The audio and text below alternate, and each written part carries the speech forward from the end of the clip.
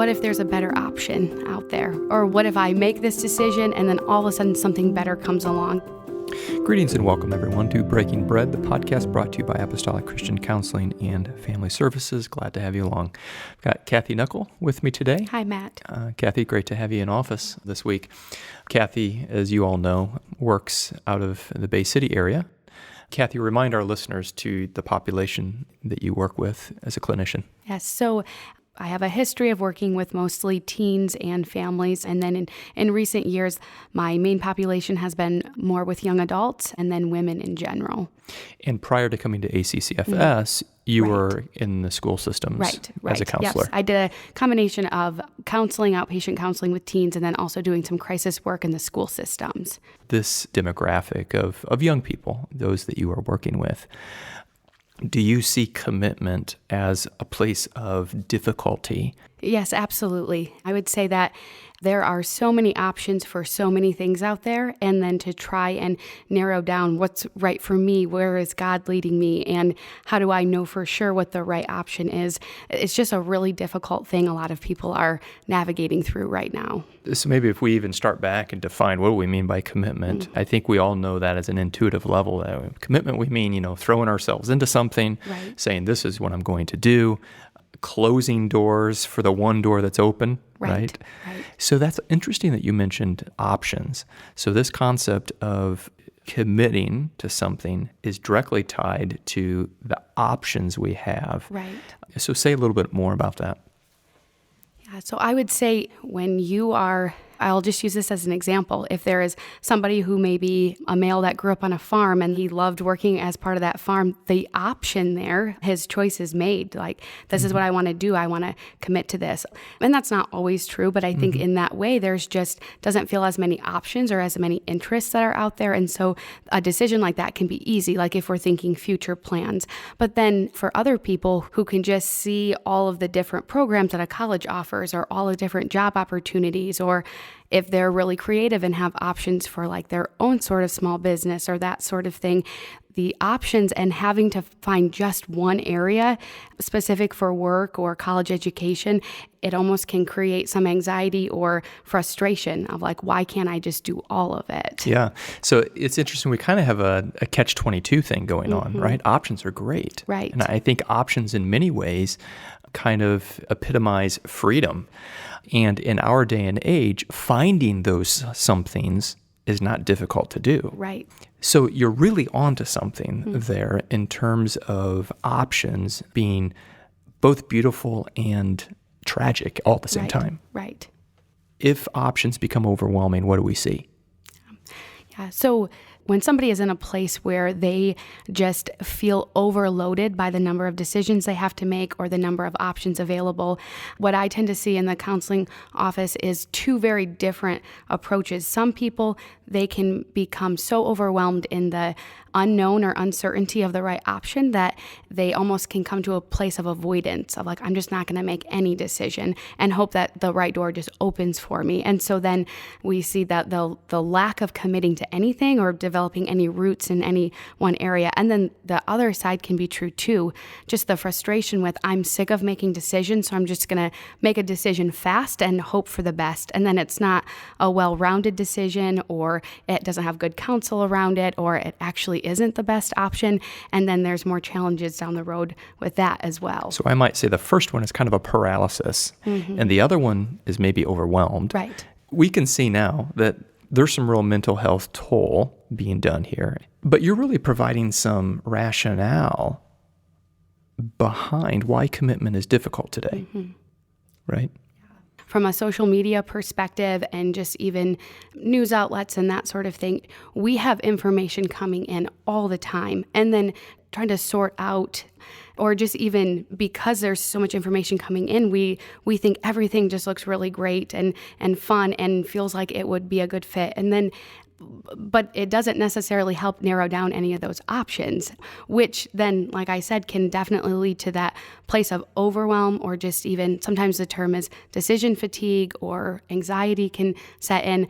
Those are the outcomes of that. It's interesting because if you take something like Instagram, for instance, and you're looking through the stories, you're probably following like content creators or influencers who have maybe for the most part actually made that commitment to one thing, and they've given it all that they have, and they're committed and doing well in it.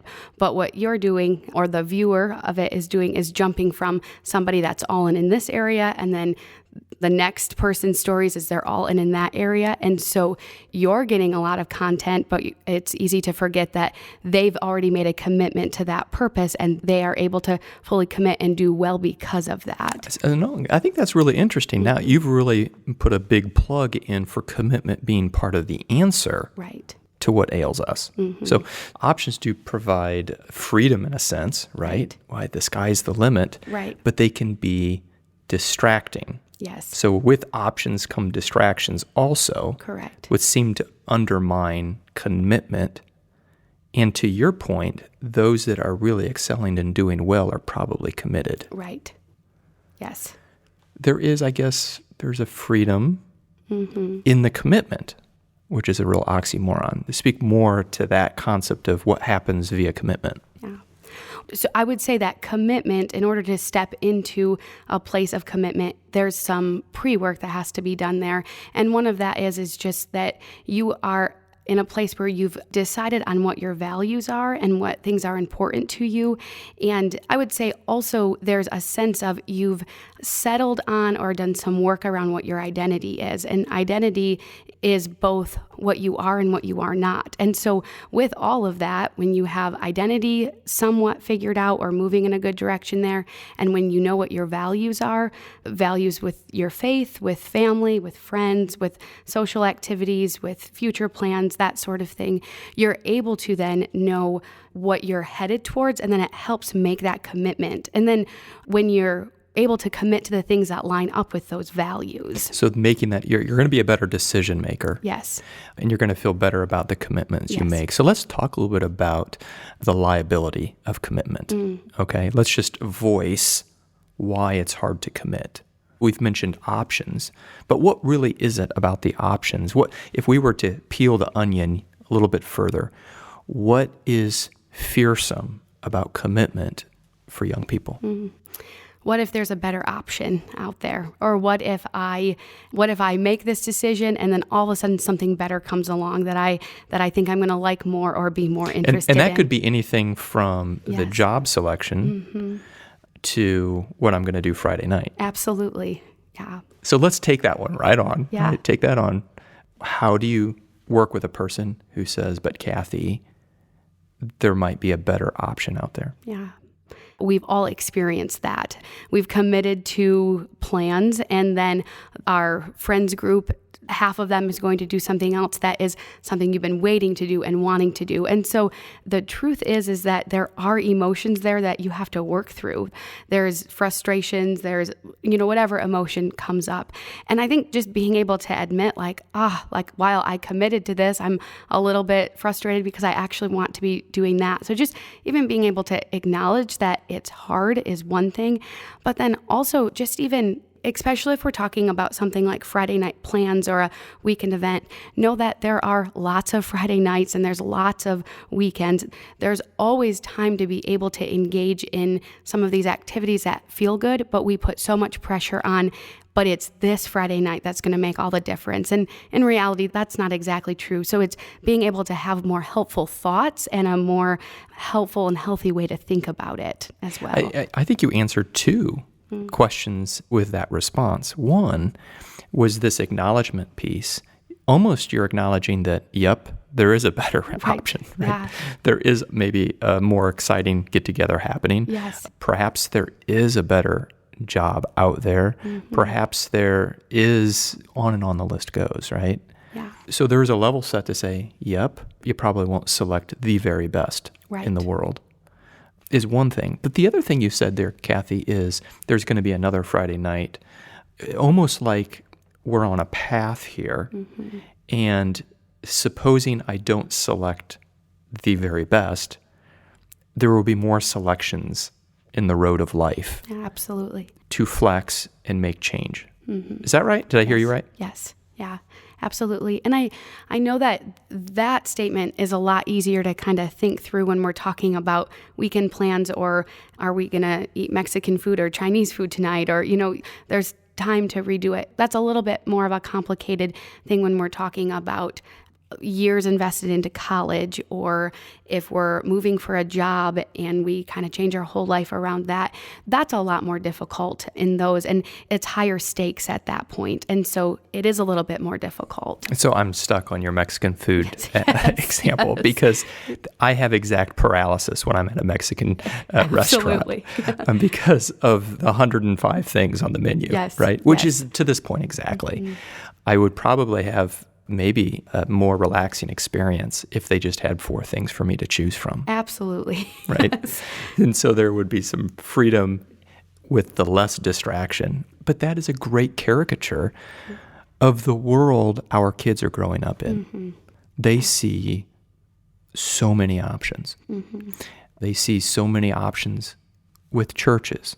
Yes. They see so many options with choices for jobs. They see so many options for where to live.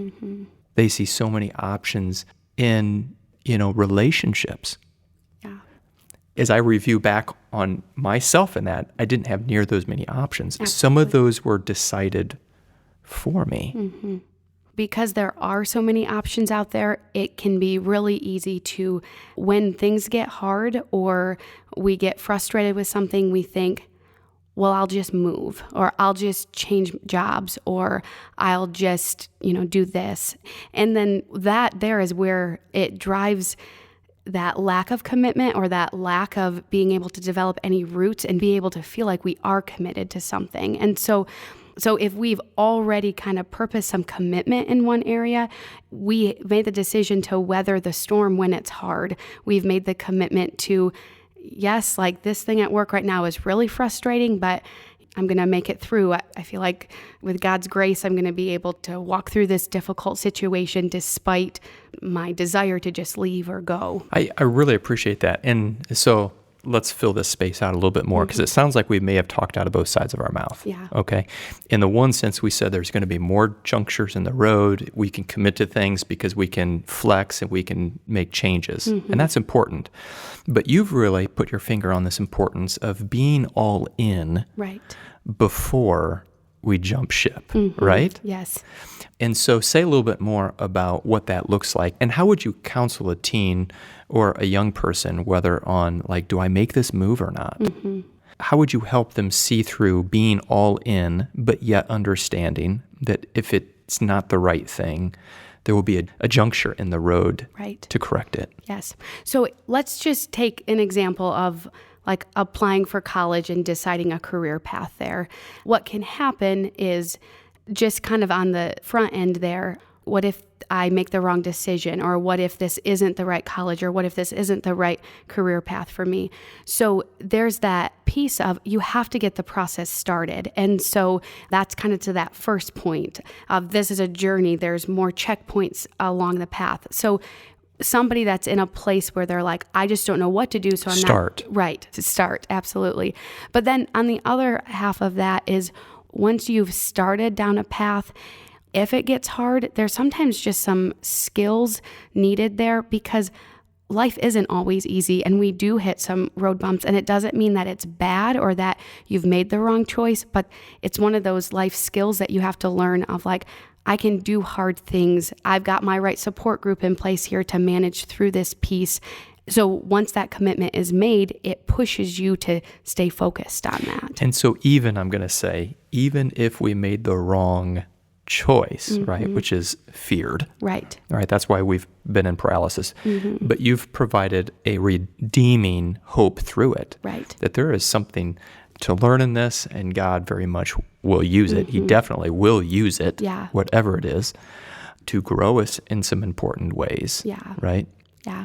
I think too, just the verse that comes to mind for me in that is just trust in the Lord with all your heart and Yes. lean not into your own understanding, and just like he shall direct your path. And I think that that's a really important piece. Once we've made a commitment, we usually have been able to do that through a lot of prayer and a lot of good counsel and a lot of trust. And so being able to hold on to a verse like that, like he shall direct your path here. Yeah. But what I hear you saying is to be the most healthy individual in the decisions we make requires a level of commitment. Mm-hmm.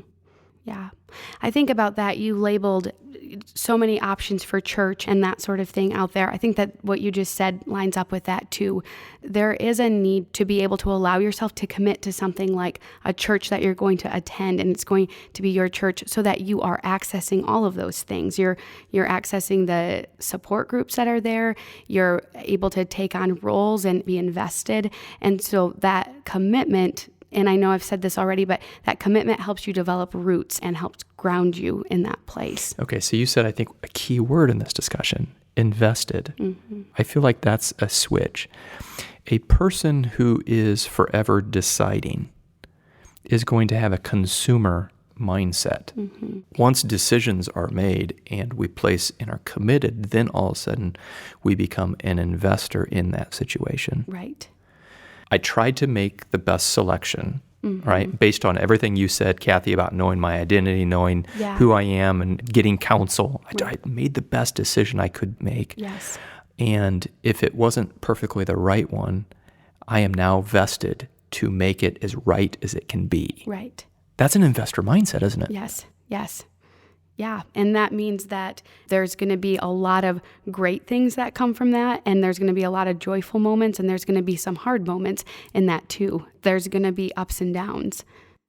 Kathy, this has been good. And I think we can all relate to the paralysis that comes by way of the 1,000 options we have. Absolutely. Right? Whether it's shopping for a car or whether it's finding the best app on my phone, right? The scroll is endless. Oh, yes. Right? Yes. And these elements of, is there a better one and what's the best one, are real. But I think you helped us understand that, yeah, there might be a better one out there. Even in the event that we didn't select the best option, there is a place for commitment that allows us to be a healthy individual in the places where we're at. Understanding that God uses us, guides us in our decision making, and we're on a life journey. And I think you've really brought that down. I just think of Christ and think of the commitment that he had, right? We read in the scriptures, he set his face towards Jerusalem, right? In the sense that he's not going to be distracted anymore. All of the other doors have been closed, and there's one open for him. And it allowed him then to invest, right?